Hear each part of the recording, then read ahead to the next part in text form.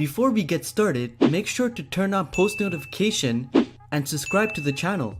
10 most cringeworthy moments in TNA history. Over the years, TNA has some truly cringeworthy moments. Unfortunately, for the company, it really has dragged it down, as no matter how many great matches they have, there was always something ridiculous around the corner. This is the reason why TNA never developed into the major competition for WWE that it should have done, considering the roster that the company has had over the years. So let's take a look at 10 of the cringiest moments in TNA's past. Hogan Dox's suicide. It's bad enough that TNA created a character specifically for the TNA video game in Suicide, but at least the company tried to make the gimmick a cool one. While there were several different wrestlers who portrayed the character, it was always a high-flying in-ring style that made the character fun. Nobody knew who was truly behind the mask, despite online speculation. That was until Hulk Hogan decided to come out and just reveal that Austin Aries, who was in the suit, was an imposter, and that was TJ Perkins all along. So much for the mystery Hulkster. The Johnsons. The less said about the Johnsons, who worked in WWE as the Shane Twins, the better. This tag team was a complete mess, as the gimmick was actually based purely around penises. The duo was dressed in that way, and it really was a ridiculous situation. They both looked terrible, and the gimmick wasn't one that anybody was interested in seeing at all. Thankfully, most wrestling fans have now put this to the back of their memory.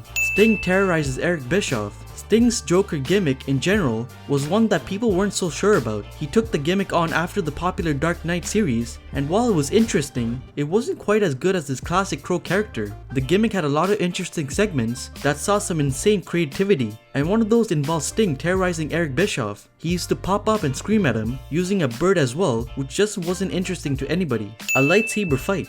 While Star Wars is incredibly popular, nobody wanted to see two grown men using a lightsaber as weapons in a hardcore match. The match saw Bobby Ray Dudley and Balls Mahoney grabbing a lightsaber each and brawling with them. While it was funny and worked well on the independent scene, in a major television pay-per-view, it just didn't make sense, especially considering that it wasn't supposed to be hardcore with two former ECW legends. Dixie begs Hulk Hogan. Hulk Hogan brought plenty of issues to TNA during his time with the company, and when he decided to leave to return to WWE, it wasn't dealt with particularly well, because Hogan leaving was always going to be a plus for WWE. It didn't make sense for TNA to push the idea that the company was reliant on him. However, that is exactly what they did. After Hogan quit the company, Dixie Carter literally begged him on her hands and knees to stay. It wasn't a good look for Dixie or the company, which is one of the reasons that TNA has struggled to get to the top level.